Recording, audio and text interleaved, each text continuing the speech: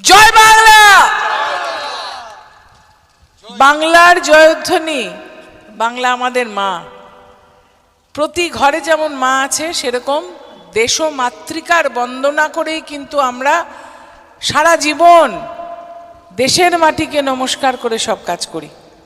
আজকের যে এই সভা, এখানে উপস্থিত আছেন, যাচ্ছেন অন্য সভায় মফিদুল হক শাহজি, জেলা পরিষদের কর্মাধ্যক্ষ, আছে আমার ভাই আনিসুর রহমান বিদেশ, পঞ্চায়েত সমিতির সহসভাপতি গফর সাহেব আছে, বিভিন্ন নির্বাচিত সদস্যা শাহাবুল আছেন, ছোট্ট ভাই বুরহান প্রধান সাহেব আছেন, এবং আপনাদের সকলকে আমি নমস্কার জানাই, সালাম জানাই। যারা বয়োজ্যেষ্ঠ গুরুজন আছে তাদের কাছে আমি দোয়া প্রার্থনা করি। আমি আপনাদের কাছে দোয়া চাইতেই এসেছি। প্রার্থনা করি আপনারা মায়েরা আমায় আশীর্বাদ করবেন। দেশের অবস্থা খুব খারাপ। যে জয়ধ্বনি বাংলার নামে দিলাম, দেশের নামে দিলাম, সেই দেশের আজকে খুব বিপদ। আমরা পঞ্চায়েত নির্বাচন যখন করি তখন হয়তো ছোট ছোট বিষয়ে আলোচনা করি। একটা প্রার্থীকে দাঁড় করানো হয়, 1000 জন ভোট দেবেন, তার মানে 1000 জন ভোট দেবেন মানে হয়তো 200 বাড়ি। যখন বিধানসভা করি তখন আমরা এই রাজ্য নিয়ে কথা বলি, মমতা বন্দ্যোপাধ্যায়কে মুখ্যমন্ত্রী কি করে বানানো যাবে, মানুষের স্বার্থে তিনি কাজ করছেন তাই নিয়ে বলি। কিন্তু লোকসভা নির্বাচনটা কিন্তু এবারে ভারতবর্ষকে বাঁচানোর নির্বাচন। ভারতবর্ষের খুব বিপদ। এরকম বিপদ ভারতবর্ষ কখনো স্বাধীনতার পরে হয়নি। যারা এখানে রয়েছেন প্রত্যেকে বোঝার চেষ্টা করবেন। তাই জন্যই আমি এসছি যে দেখুন, আমাদের রাজনৈতিক দল আজকে রাজনৈতিক সভা করছে এবং সেখানে রাজনৈতিক ঝান্ডার সম্মান করে চারিদিক সাজিয়েছে।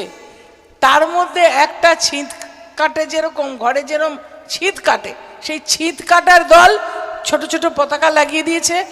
সারা বছর যখন একটা গর্ভবতী মায়ের প্রসব বেদনা ওঠে, কি একটা ভাইয়ের এখানে অ্যাক্সিডেন্ট হয়, কি একটা বুড়ো বাবার আমাদের হার্ট অ্যাটাক হয়, তখন রাত্রির বেলা আপনাকে হাসপাতালে নিয়ে যেতে গেলে এই খামচিহ্ন কোনোদিন এসেছে?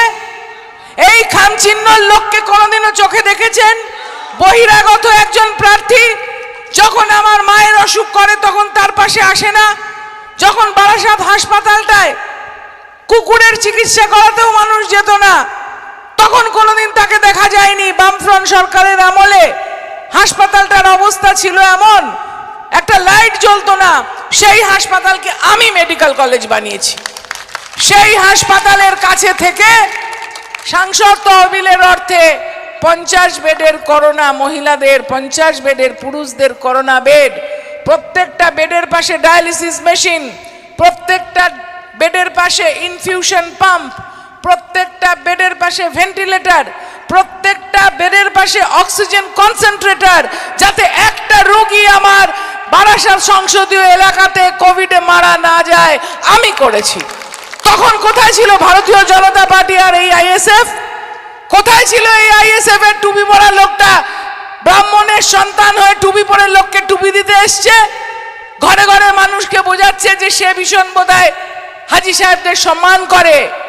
আপনারা জানেন ব্রাহ্মণের সন্তানরা মুসলমানের ছাওয়া দেখলে পরে সেই জল ফেলে দেয়, আর ব্রাহ্মণের সন্তান আইএসএফ এর ওই যে খাম, ওই খামে কার টাকা, কিসের উৎকোচ, কি নিয়ে ভোট কাটতে এসছে প্রশ্ন করতে হবে তাকে। কেন এসেছে বাজারে মমতা বন্দ্যোপাধ্যায়ের প্রার্থীকে হারাতে? আজকে 15 বছর আপনাদের দোয়ায় আশীর্বাদ এখানে আমি কাজ করছি। 46টা রাস্তা প্রত্যেকটা অঞ্চলে, এই কলসুর অঞ্চলেও কমিউনিটি সেন্টার তৈরি হয়েছে। 2 মাস আগে কলসুর অঞ্চলে আমরা হেলথ ক্যাম্প করেছি, আমরা দুয়ারে ডাক্তার করেছি। মমতা বন্দ্যোপাধ্যায় দুয়ারে সরকার করছেন, মানুষের যা দরকার সেগুলো করে দিচ্ছেন। সারা বছর আমরা শুধু সংসদীয় এলাকা নয়, আপনারা যারা টিভি দেখেন জানবেন, মায়েরা রান্না করে। গ্যাসের দাম যখন ভারতীয় জনতা পার্টি ক্ষমতায় এসেছিল ছিল 300 টাকা, আর এখন হচ্ছে 1100 টাকা। মমতা বন্দ্যোপাধ্যায় বিনামূল্যে চাল দিচ্ছে, বিনামূল্যের চাল ফুটছে 1100 টাকার গ্যাসে। কজন কিনতে পারে 1100 টাকা দিয়ে গ্যাস? এটা করেছে কে? ভারতীয় জনতা পার্টির সরকার।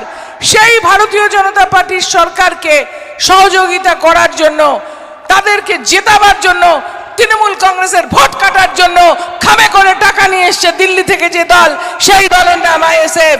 এবং সারা বছর তাদের মানুষের পাশে দেখা যায় না, কোনো আপদে বিপদে নেই। ওরা নিজেরা একটা আপদ, আর বিজেপি হচ্ছে বিপদ, আর তৃণমূল কংগ্রেস হচ্ছে ভারতের সম্পদ। সেই তৃণমূল কংগ্রেসকে আমরা যদি নির্বাচিত করতে পারি, বারে বারে করেছেন আপনারা, আমি আপনাদের কাছে কৃতজ্ঞ। মানুষের স্বার্থে, আমার স্বার্থে নয়।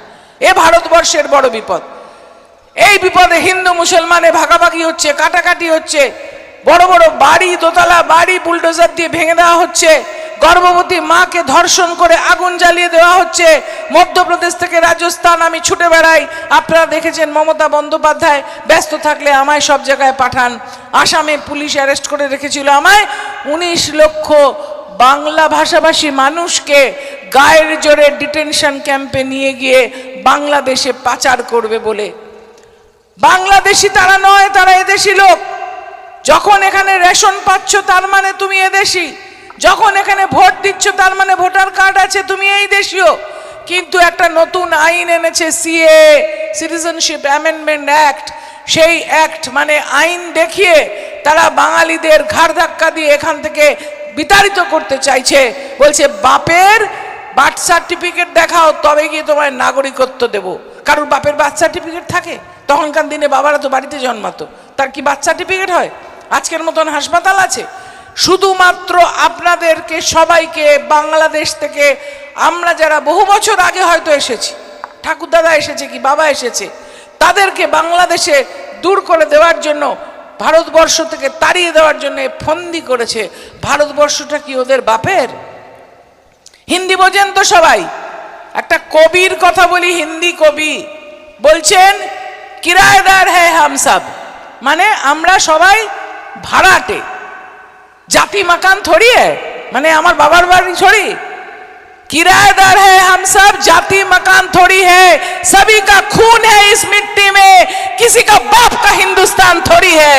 ওরা ভাবছে যে হিন্দুস্তানটা ওদের বাবার বোধহয়, এখান থেকে যাকে পারবো তাকে নাগরিক কেটে দিয়ে অন্য দেশে পাচার করব, যাকে পারবো বাড়ি থেকে টেনে নিয়ে গিয়ে মহিলাকে ধর্ষণ করব। হাতরাসের কথা শোনেননি? উন্নাওয়ের কথা শোনেননি? মণিপুর আমাদের দেশের একটা রাজ্য, মহিলাদেরকে ল্যাংটো করে কাপড় খুলে রাস্তায় দৌড় করিয়েছে ভারতীয় জনতা পার্টি, এখানে ওখানে হাত দিয়ে। নিজে চোখে আমি দেখে এসেছি, আমাদের যাওয়া আটকানোর জন্য রাস্তা বন্ধ করে দিয়েছিল, হেলিকপ্টার ভাড়া করে গিয়ে আমরা দেখে এসে রিপোর্ট করাতে ভারতবাসী জানতে পারলো, বিশ্ববাসী জানতে পারলো কি অত্যাচার মানুষের ওপর ভারতীয় জনতা পার্টি করছে। শুধুমাত্র একটা রাজ্যে নয়, উত্তরপ্রদেশে, মধ্যপ্রদেশে, মণিপুরে, রাজস্থানে দেশটাকে টুকরো টুকরো করে দেওয়ার চেষ্টা করছে। এই নির্বাচনটা দেশকে রক্ষা করার নির্বাচন। এই নির্বাচনের প্রার্থী কিন্তু একা কাকলি ঘোষ দস্তিদার নয়।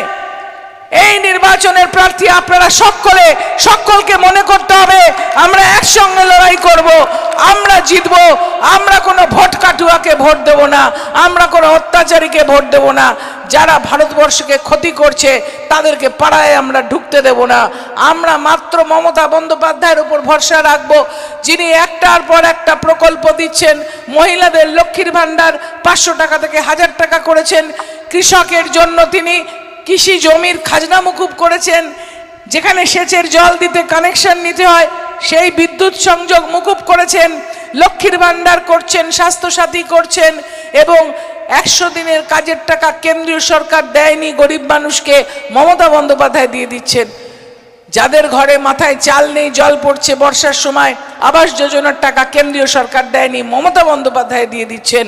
সেই মমতা বন্দ্যোপাধ্যায় লড়াই করছেন বলে তাদের এত রাগ।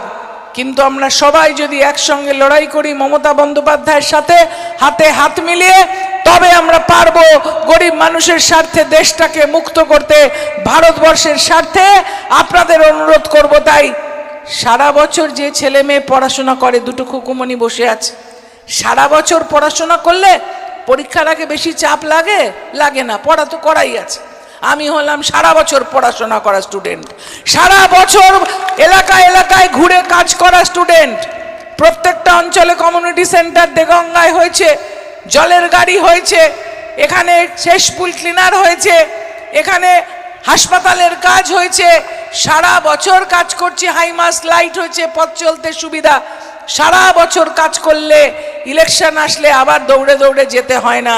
আর যাদের দেখা নাই সারা বছর, কোথায় থাকে কেউ জানে না, মানুষের স্বার্থে কেউ কাজ করে না, তারা আসছে আবার ভোট চাইতে, লজ্জাও করে না। আর যে সারা বছর পড়াশোনা করে, পরীক্ষায় সে ফার্স্ট হয়। আমি ফার্স্ট হব, 2 লক্ষ ভোটে জিতবো, এবং ভোটের বাক্সে আমার নাম্বার তাই 1 নম্বরে আছে, প্রথম আছে, ওপরে আছে।